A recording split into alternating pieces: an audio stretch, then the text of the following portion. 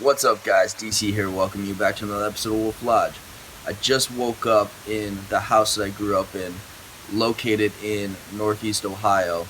I was here for a couple days visiting friends and family, and it's time for me to head back home to Central Colorado, where I currently live and where Wolf Lodge is located.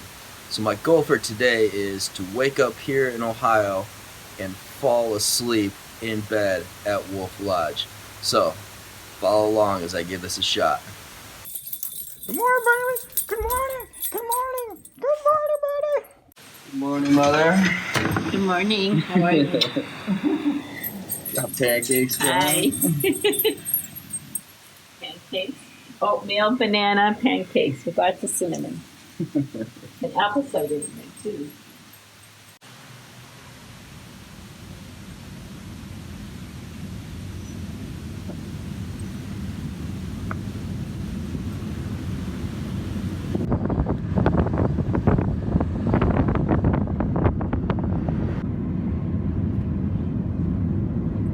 Oh, you guys want me down there? Love you. See you soon. Bye, buddy.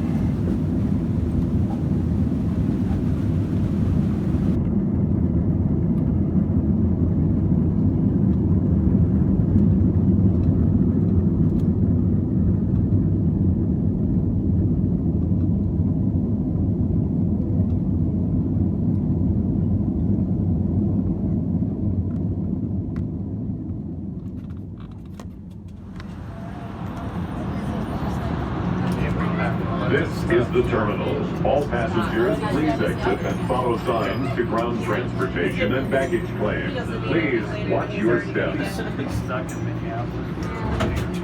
All passengers, please exit. Alright, we are leaving Denver. I am with the man himself, Chris, and we are about to start our 4-hour drive up into the mountains. Be sleeping in the cabin tonight.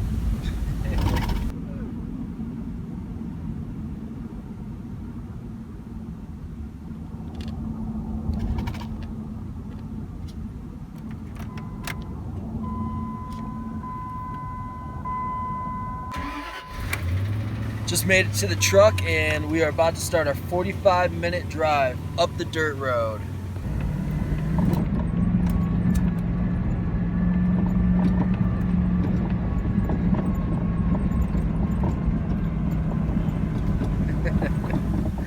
So it's 1 a.m. We just made it to the trailhead. It's time to start our 1-mile trek into the property.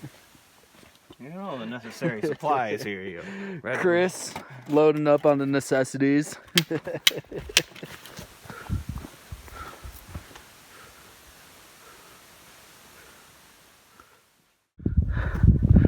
Whoo!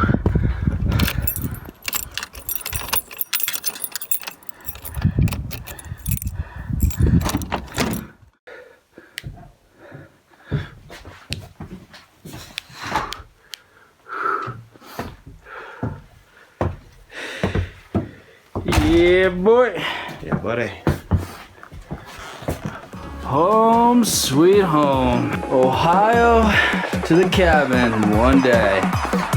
Woo!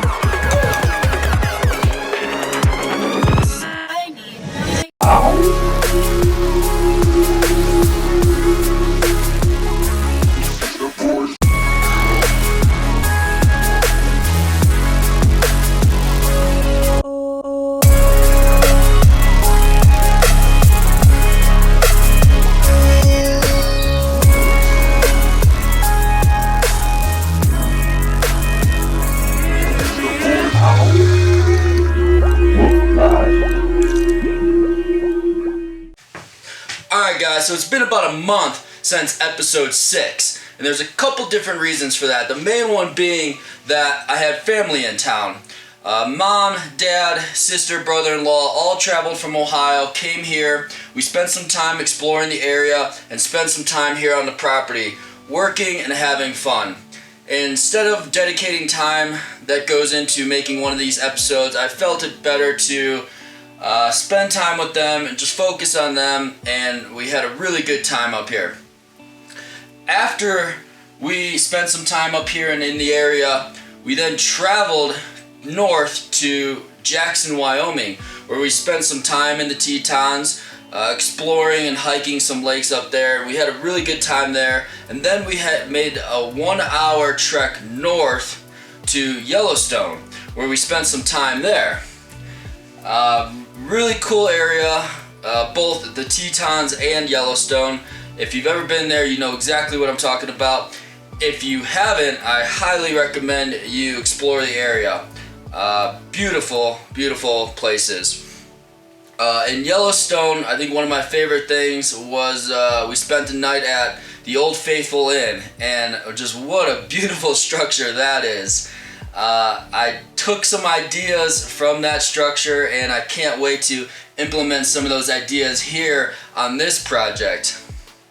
After Yellowstone, most of the family flew back home to Ohio. Dad and I traveled back here and spent another week or so here on the property doing some more work, and then I drove him back to Ohio, and that is where the episode started. In Ohio, traveling back here in a day to land here back at the property, and what a wild experience that was, traveling from Ohio to sleeping in my bed here in the cabin all in one day. Cool experience. So I want to touch on something else that has happened over the last month that was a little unexpected, and that is the feedback that I've been getting from all of you, the viewers, on how much people are really enjoying these episodes and what is going on up here. It all started with a phone call from my high school buddy Brian, who said him and his colleagues at work have been putting the episodes up on large screens, and during their lunch breaks, watching and enjoying the episodes. Traveling back home to Ohio, talking with aunts, uncles, grandma, and they have all expressed how much they've been enjoying watching these episodes as well. And then I got a good friend, Allie, who said that she has some family in Peoria, Illinois, and here in Colorado that have also been enjoying the episodes. So thank you guys for tuning in, and it really makes all the time and effort that goes into making one of these things well worth it. I got about a month and a half left of good weather, good construction weather left, and I'm really gonna buckle down and try hard to put out a weekly episode from now until the end of the construction season, which is about end of October, a couple weeks into November. So absolutely, from the bottom of my heart, thank you guys for expressing how much you guys have been enjoying watching these things. With all that being said, it's time for the fun part. Showing you guys and getting you guys up to speed on just all that has happened up here on the property over the last month. Let's get started. Okay, now for the exciting part, getting you up to speed on all that has happened up here in the last month. And I'm gonna pick up right where we left off. We left off in this bedroom, and I cannot wait to show you all that has happened. Alright, so we left off with work on this wall and this wall.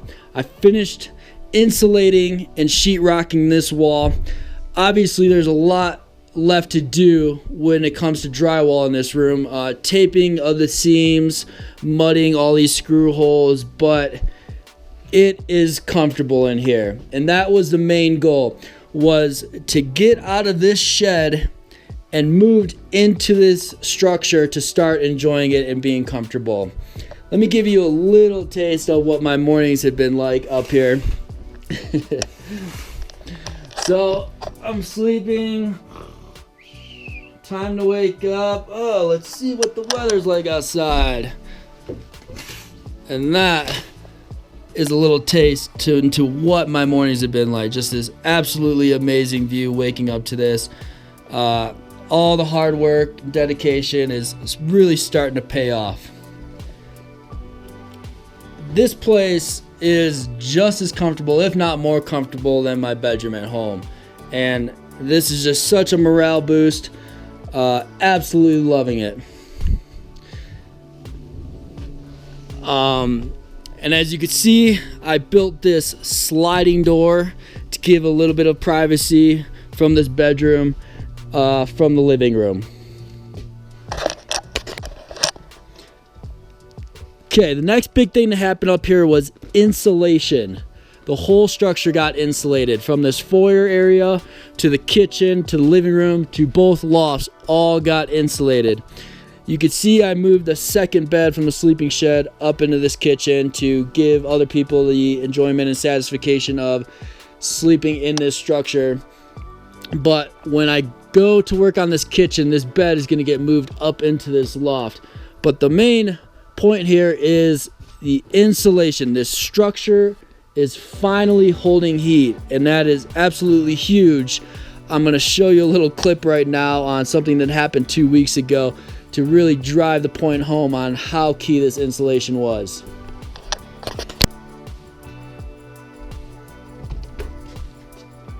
Alright, it is September 12th, and for the first time this year, we woke up to snow. But the structure is completely insulated.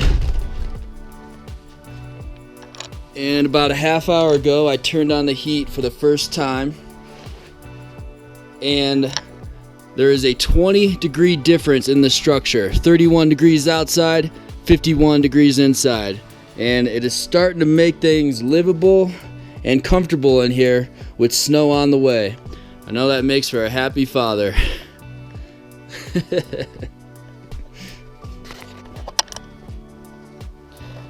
Okay, as you can see there, absolutely huge milestone reached, being able to heat this structure. At the moment, we are currently heating it with this propane heater that can heat about 500 square feet, and in the future, we will move to a wood-burning stove. But for now, we want to use something that you can control the heat. This heater has high, medium, low, and off. And that is absolutely key to introducing heat for the first time to a structure that has timbers with moisture still in them.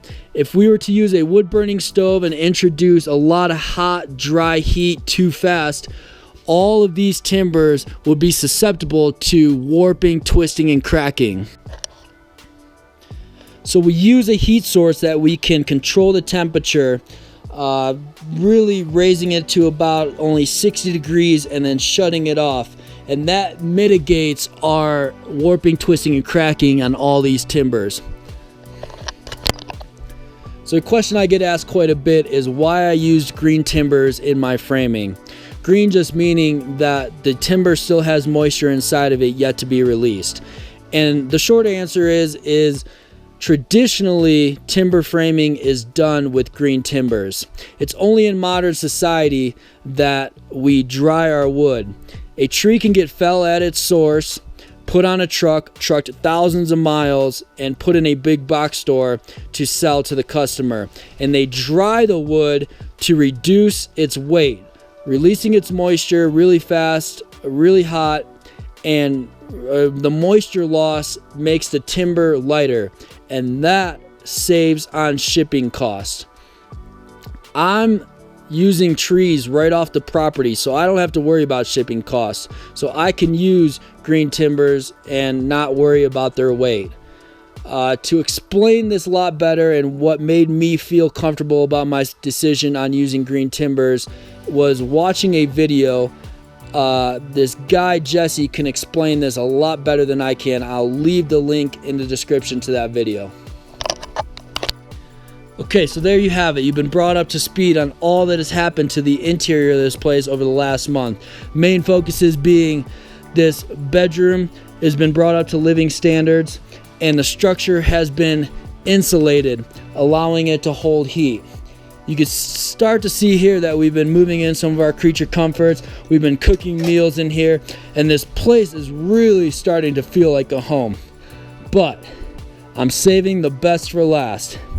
Just what has happened to the exterior of this place over the last month, and you can start to get your view of the siding.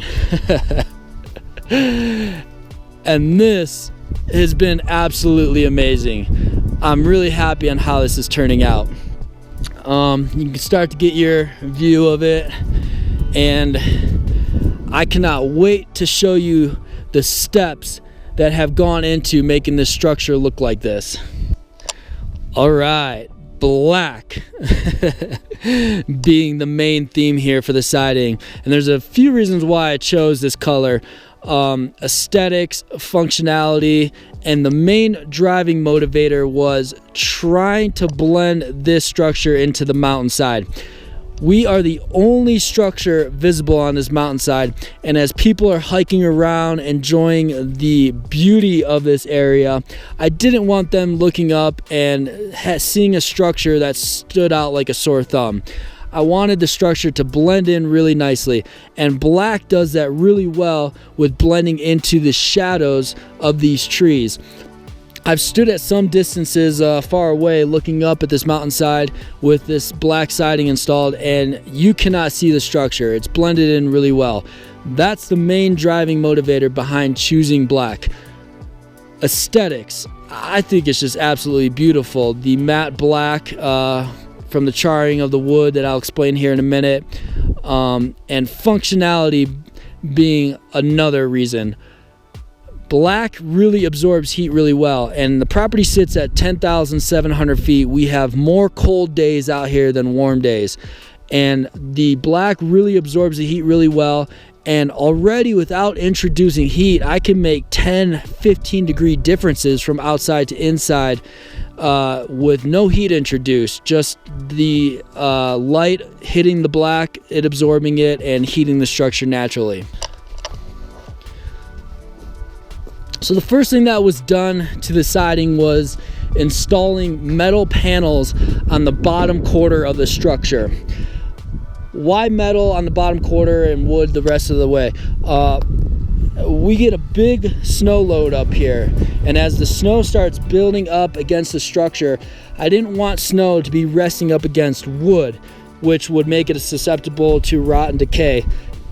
I wanted snow as it builds up to be resting up against metal. So metal for the bottom quarter of the structure, wood for the 75% up. Okay, wood siding. It covers the majority of the structure, and it has been the primary focus of work being done on this property over the last month, and it's where we're going to pick up working today on this episode. Okay, black, as you already know, is the chosen color of this structure, and there's a number of different processes you can use to taking light colored wood like this and achieving a dark shade like black. Paint and stain being the obvious ones, and when strategizing on what I wanted to use to attain this look, I decided I did not want to use chemicals to achieve this look. I wanted something more natural. So I started researching natural ways on taking light wood and turning it into a darker shade, and I came across the use of fire to char the wood to obtain a black shade. And that sat really well with me. The idea of taking a force of nature like fire and using that to naturally change the color of a light colored wood into a dark colored shade of black.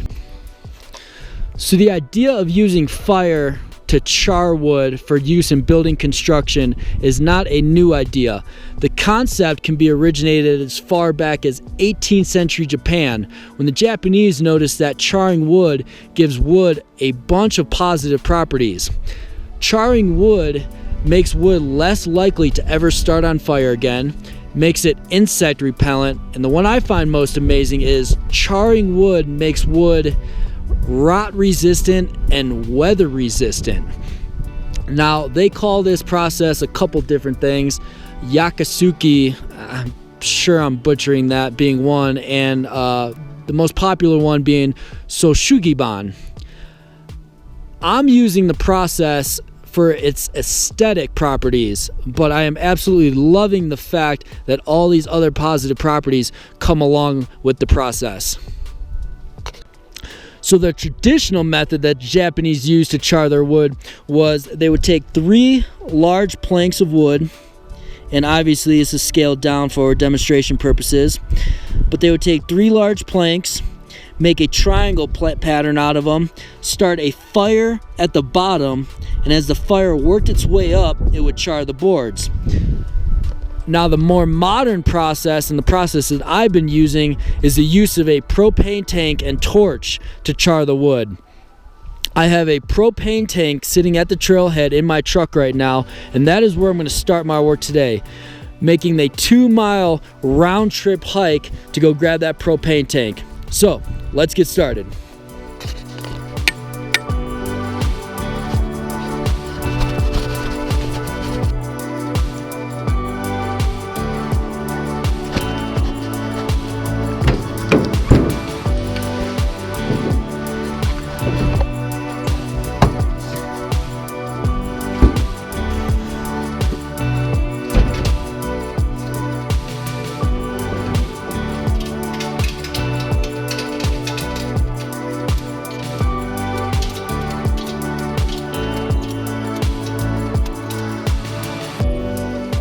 Okay, we got a propane tank holding about 8 gallons of propane for a total weight of about 70 pounds.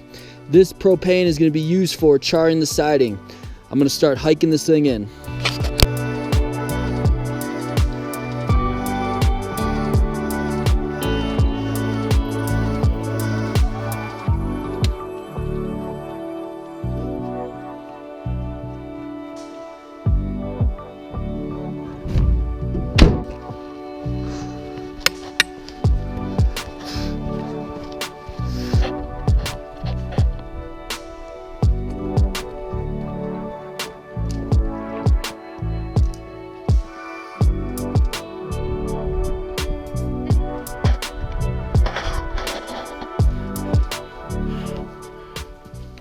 Okay, I just hiked in my 70-pound propane tank. It's time to start picking out the next piece of siding and going through the process. So here are a few boards that I milled a couple weeks ago. They've been sitting in this stack, drying out, and I believe they're ready to go. Now, I don't believe I've ever explained the process that I use to dry wood. This isn't a process that I came up with. This is a pretty well-known process. You use these smaller pieces of wood and you stack the wood with these gaps in them, and that allows airflow to move through here.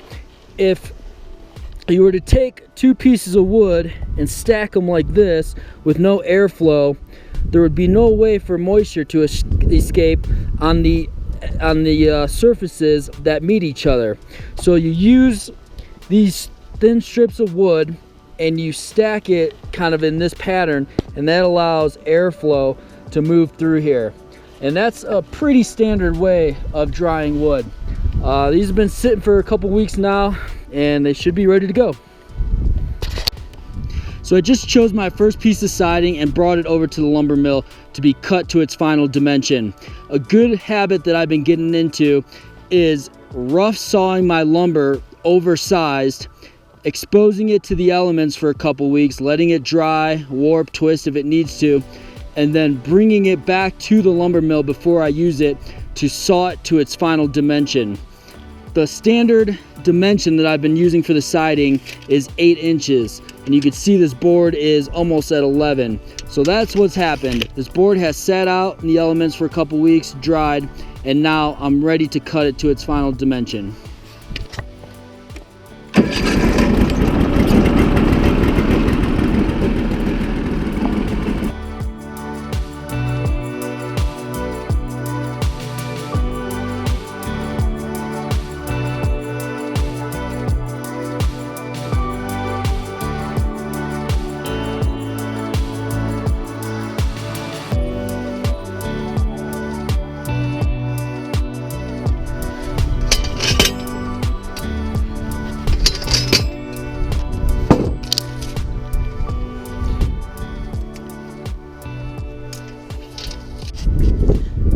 Okay, this is the next section we're going to be working on right here.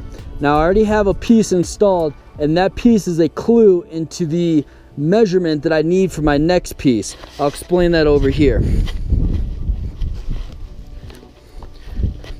So we have a pattern of pieces going like this. So this is the piece already installed, and this is going to be my next piece. Now when I installed this piece, I took a measurement from its lowest point to the bottom, and that was 181 5/8. So as I start building my way across, I'm going to take a measurement off my last piece on its short side, right from here to here, and that gives me my measurement to the long side of my next piece. So I'm going to start at the top end of my board and get my angle, and the roof pitch is 33 degrees. So all these angles for the top pieces of the siding are going to be 33 degrees.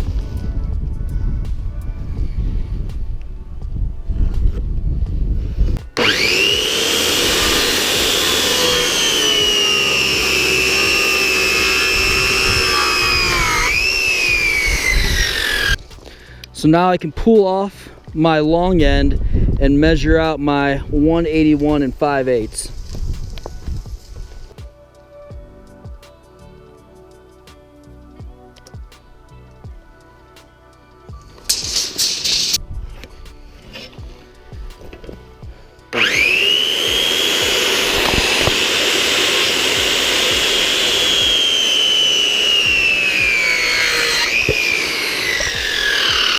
So now before I go any further, I want to dry fit this piece and see if it fits into place.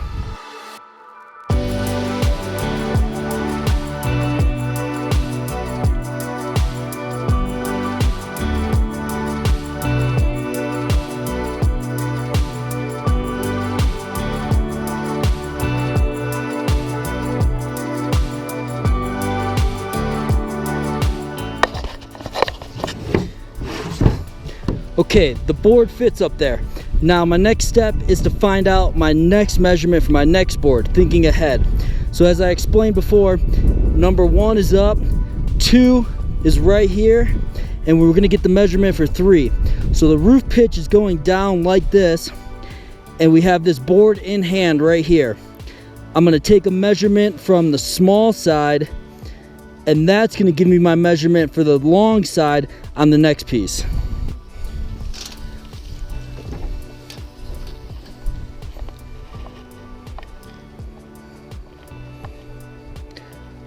So the measurement for my next piece on the long side is going to be 176 1/2. Okay, my next step is to run this board through the planer. This board is rough cut to 1.5 inch thickness, and I'm going to plane it down to 1 3/8. Why I do this? The lumber, when these boards come off the lumber mill, they're not perfect. The lumber mill blade leaves a little bit of a wave in the boards, and I'm drawing this to exaggerate it. So you run it through the planer, and what the planer does is it cuts out these waves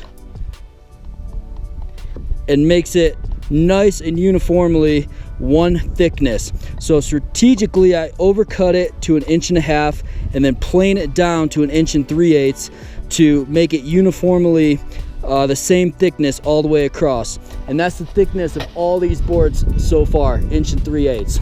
So I'm gonna run this thing through the planer, take it from 1.5 inches down to 1 3/8.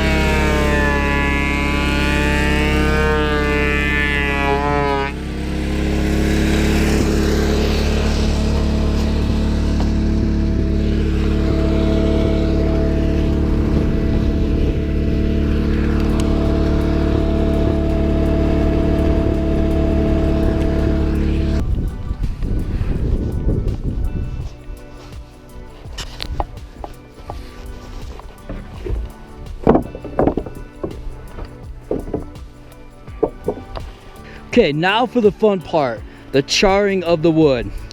Now I'm gonna start by hooking up my propane torch that I bought off Amazon, pretty standard. I think it was like 50 bucks. Man, wait till you see this thing in action. I'm gonna start by hooking it up to the propane tank, reverse thread. I'm gonna start by hooking it up to the propane tank that I hiked in just a little while ago.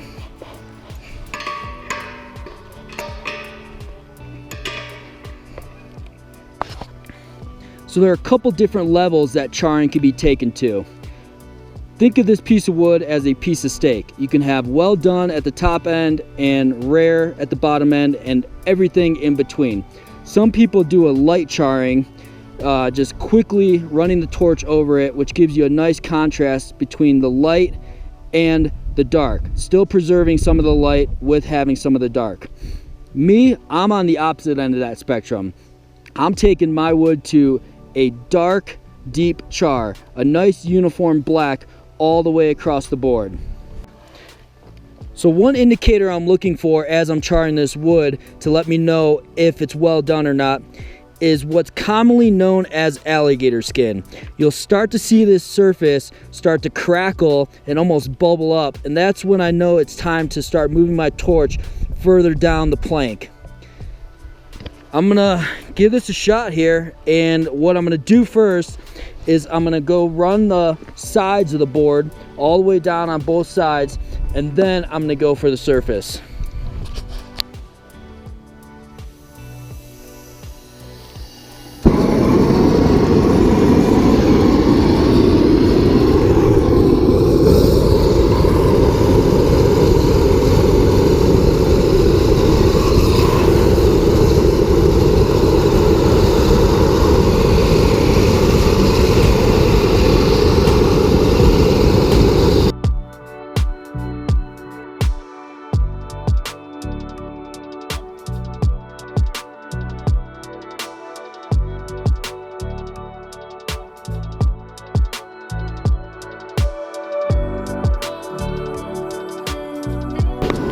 Okay, I got both sides done. Now I'm gonna go for the top, and hopefully the camera can show you the alligator skin effect that I'm going for.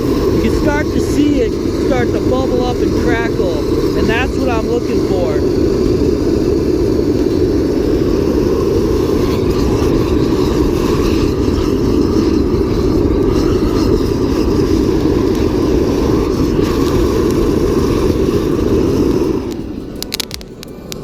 Hopefully the camera's catching this, but you can see that iconic alligator skin that I'm talking about.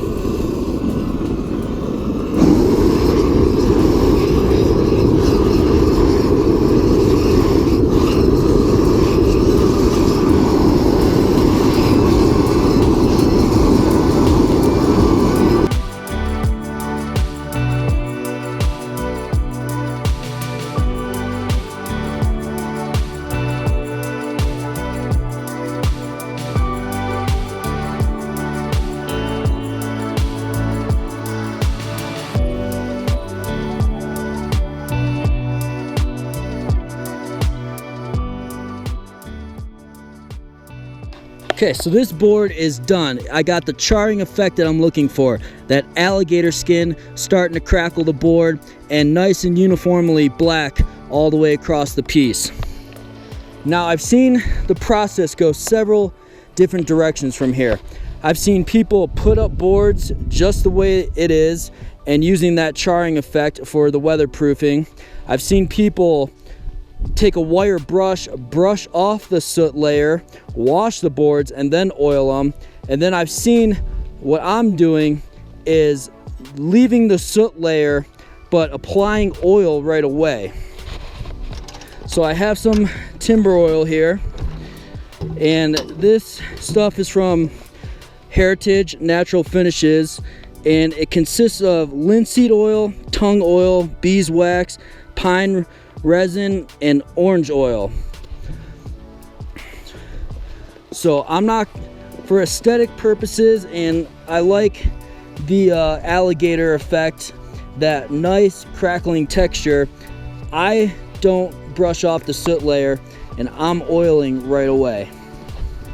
And I try to get to the piece right away because as the piece is still warm, I notice the warmer it is after burning it, it sucks in the oil really well, being a hot piece of wood.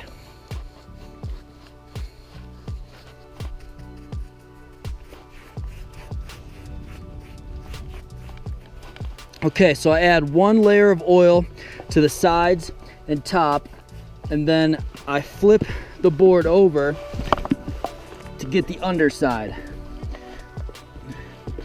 So I don't char the underside, mainly for aesthetic reasons. You'll never see this side of the board. It's up against the structure and it'll never be seen. But I do still add a protective layer of oil to this side.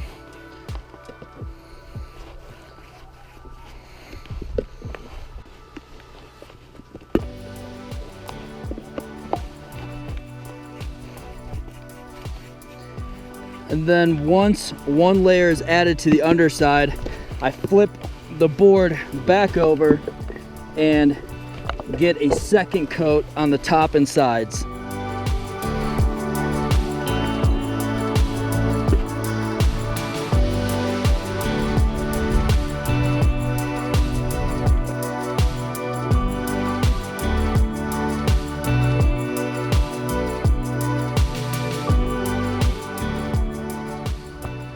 And that is what a finished piece of siding looks like. Beautiful, huh? Charred and oiled. Shoshugiban, the Japanese art form of using flame to char wood, giving it insect repellent properties, flame retardant properties, weather resistant properties, and my favorite, aesthetically giving it a nice matte black finish. Siding has been the main focus when it comes to work being done here on the property over the last month or so. You can see the entire front is almost complete and I just have the sides left to do. That's what this board is for, the front right side. I'm gonna hurry up and try to get this board installed before I get hit with this weather. As you can see, I got a little bit of inclement weather on the horizon. It's an expected cold front that's coming through. So I'm gonna hurry up, try to get this board installed and do some cleaning up and maybe take the evening off to just rest and relax and let this cold front pass. But as you can see, fall is here. The leaves are starting to change, color is starting to enter the valley. My favorite time of year. I'm really looking forward to doing some really cool filming of the whole valley changing colors over the next couple weeks.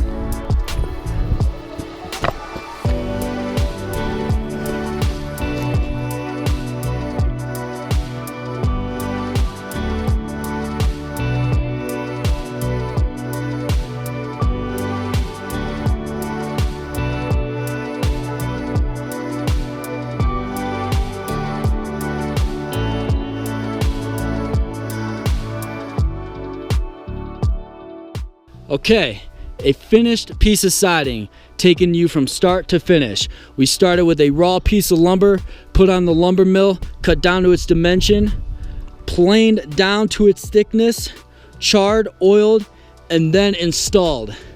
Pretty standard stuff when it comes to installing these planks. I used a 3-inch exterior finishing screw, impact drilled into the side of the boards. So I've gone over with you the texture applied to these boards. Now I want to go over what the overall style of the siding is called. You can see we have vertical boards running the height of the structure, and everywhere a board meets a board, we have a gap. If we were to leave this just like this, weather would get in behind the boards, compromise the structure, and we don't want that. So after all these boards are installed, I'm going to come back through and install a 1-inch, 1.5-inch strip, somewhere in that range, on each one of these seams. This strip is going to get Shoshugiban applied to it, charred, oiled to match the rest of the siding, and this strip is called a batten. So we have our boards, which take up the majority of space on the siding, and then on each seam we have a batten. The style of this siding is called board and batten. All right, you've been brought up to speed on just everything that has happened up here over the last month on the property. I'm gonna use the remaining light that I have left to do some cleaning up and get ready for the evening. But when I wake up tomorrow, I'm gonna come back to this side and install some more boards.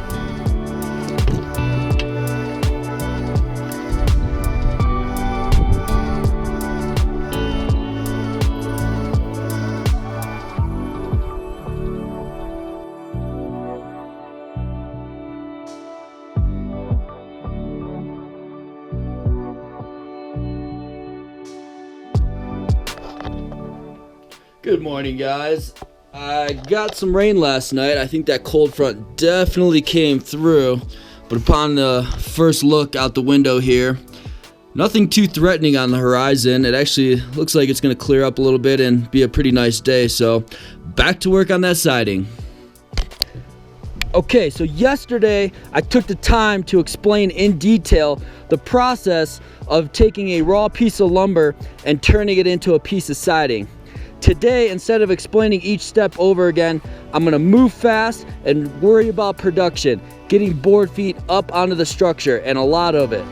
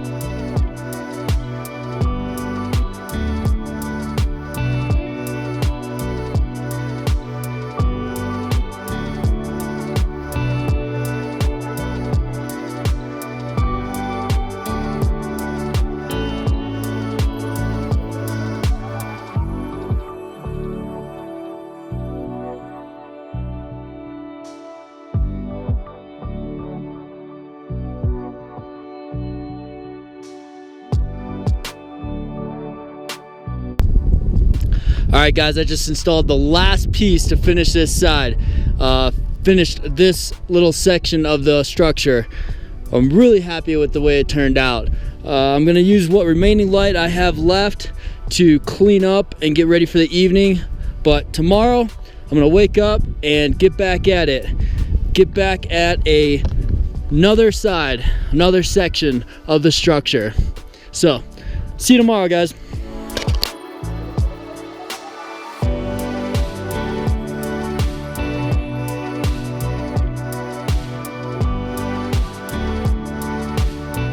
Wow, what an absolutely gorgeous morning up here. It seems like they've been just one after another. But I know that this time of year that the weather can change in a blink of an eye. Just because I've had a couple good consecutive days of weather doesn't guarantee me that I'm gonna have good weather in the future. With that in mind, the hustle continues on the siding. Last night I left off with completing this little section right here. Today, I'm going to try to get a couple pieces up on this section here. So, let's get started.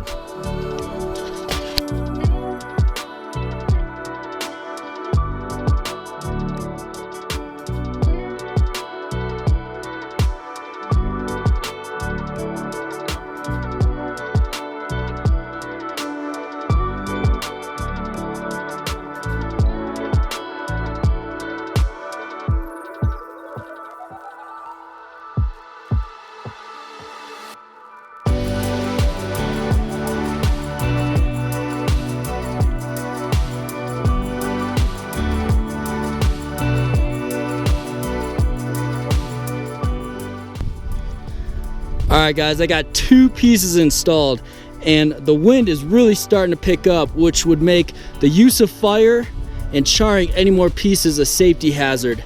So that's going to be a good stopping point for me. I'm going to pack up and get out of here, head back on grid where I'm going to restock food supplies and put in a couple days editing, put in the time and effort that goes into making one of these episodes, and then I'm going to come back in a couple days and finish the siding work. I only got a couple more pieces here on this section, and then I'm gonna get started on this section. This section looks big, but it really isn't that bad. You can see as the peak goes down, the pieces get smaller and smaller, cutting down on the workload. And then the last section, the back. It looks bad, but in reality, it's not. Last winter, I spent the winter watching the snow load, and as the snow came off this roof, the snow built up on the back side of this structure. So I'm gonna use mostly metal in this section, which is gonna cut down the workload a lot. As the snow builds up in the winter times, I want the snow to be resting against metal and not wood. So a huge chunk of this back is gonna be taken up by metal. Not too bad, but I'll get in more depth on that when the time comes. So if you want to follow along on the siding progress and catch future episodes, be sure to hit that subscribe button and turn on your notifications so you never miss a future episode. And again, thank you guys for those who reached out and told me they've been enjoying watching these episodes. It really makes all the added work to this project, all the extra time and effort that goes into making one of these episodes, worth it. And like I said before, I'm going to try really hard to put out an episode a week from now until the start of winter, the end of construction season, just because the feedback has been so great. That's going to be it for me. And as always, I'm DC, hoping to see you next time here at Wolf Lodge.